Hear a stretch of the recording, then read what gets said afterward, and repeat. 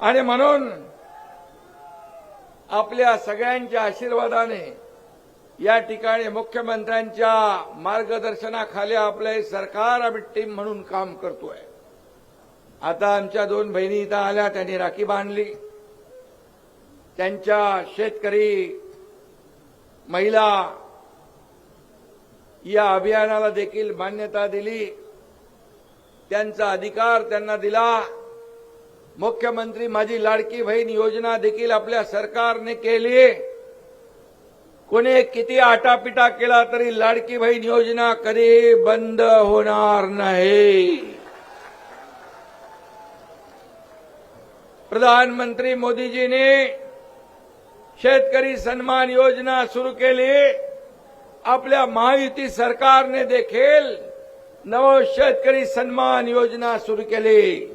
आणि नेहमी आम्ही सांगतो, आज अनेक शेतकरी वारकरी इथं आहेत। आमच्या सरकारच्या तिजोरीवर पहिला अधिकार कुणाचा असेल तर आमच्या बळीराजाचा आहे।